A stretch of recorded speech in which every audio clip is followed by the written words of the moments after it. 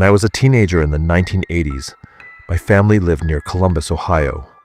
This was long before cell phones or security cameras. If something strange happened, you usually just tried to ignore it. The first time I saw him was through our kitchen window. It was late at night. I had gotten up to get a glass of water. The entire house was dark. As I stood at the sink, I happened to glance outside. There was a man standing in the yard, just staring directly at the house. I froze. For a moment, we were just looking at each other through the glass. Then I quietly backed away from the window and walked back to my bedroom like nothing had happened. I was too scared to wake my parents. Part of me hoped I had just imagined it, but I hadn't. For weeks after that night, I kept waking up with a strange feeling, like someone was watching me. It was summer, so my bedroom window stayed open. There were blinds covering it, and a mesh screen to keep the bugs out.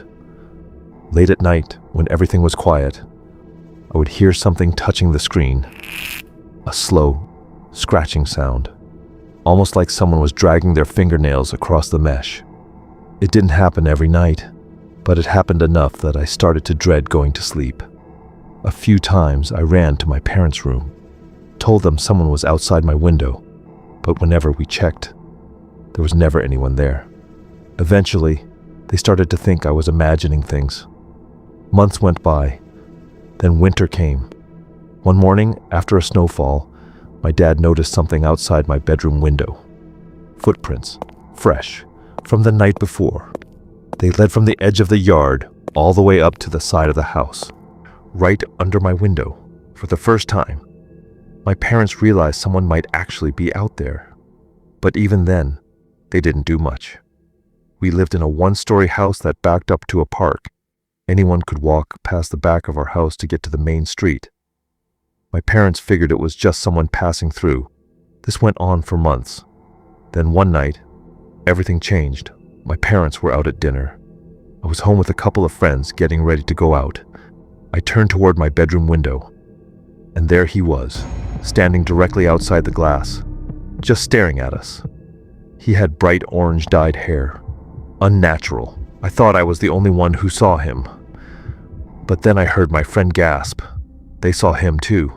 That's when I realized it wasn't my imagination. We all just froze, watching him stand there. It felt like forever. Nobody moved. Nobody even breathed. Then, very slowly, he reached inside his jacket and pulled something out. That's when we knew this wasn't some kind of joke. My friends and I screamed. We ran into the bathroom because it didn't have any outside windows. Luckily, we had a telephone at the hallway, close to the visitor's bathroom.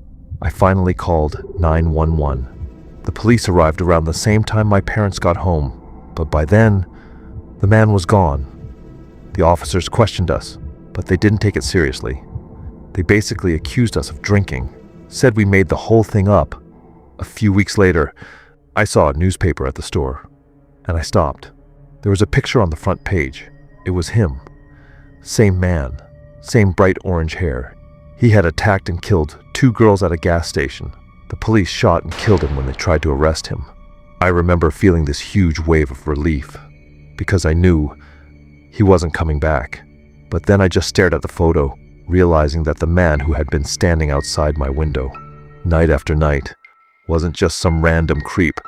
He was a killer, and for weeks, he had been watching me. This happened in November of 2024. I went to Cedar Amusement Park in Ohio. It was one of the last days before they closed for the winter. I'd planned to go with my fiancée, but she wasn't feeling well, and none of my friends were available on such short notice.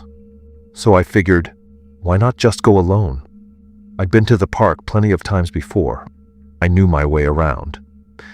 And I had a season pass I hadn't used much. I got there around 3 p.m., went straight to one of the big roller coasters. The line was pretty long. In front of me was this guy, short, bald, clean-shaven, about my age, wearing a plain hoodie and jeans. He seemed normal enough at first. He turned around and started making small talk, asking about the ride, how long I thought the wait would be, just casual conversation. I didn't think much of it. Then he asked if I wanted to ride together. I said sure. The ride was fine. But when we got off, he asked if I wanted to do another one. I told him I actually came here to enjoy my own company, that I just wanted to walk around by myself for a bit. He didn't really respond to that. Instead, he started talking about himself, telling me he was autistic, that he was smarter than most people. Then he started asking me questions, personal questions, where I went to college, what I did for work, roughly where I lived. I kept my answers vague, but he kept pushing. At some point, he asked if I wanted to keep riding with him. I told him no, that I really just wanted to spend the day alone. That's when he said something that made me uncomfortable. Is it something I did? Is it because I'm autistic? People always do this to me. I felt bad, so I said fine. We could do one more ride. We got in line for another coaster. While we were waiting, he asked for my phone number. I hesitated, but he kept insisting, so I gave it to him. He asked for my name. I told him, Michael. Then he asked for my last name, so he could put it in his contacts. I told him I didn't feel comfortable sharing that. We'd only just met. He got quiet. Then he pulled out his phone, opened Google Maps, and showed me his address. Zoomed in on the house and everything, like he was trying to prove he trusted me. Then he said, "See, I trust you. Now you show me yours." I told him no, I wasn't going to do that. He looked annoyed, but he dropped it.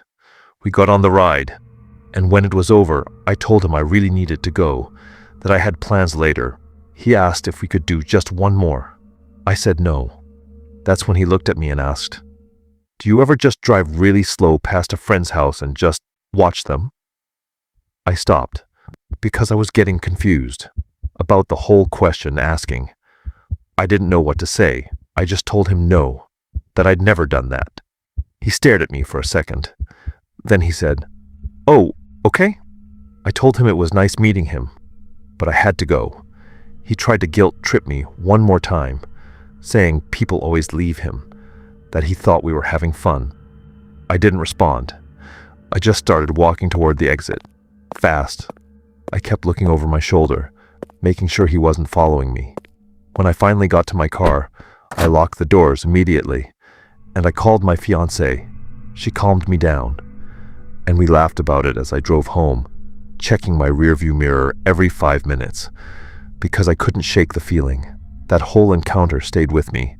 It's been over a year now, and I haven't gotten a single call or text from him, but I still think about it, about how much information he got from me. My first name, my birthday, my phone number, where I lived, even where I worked. I keep a gun in my apartment now, partially because of that day.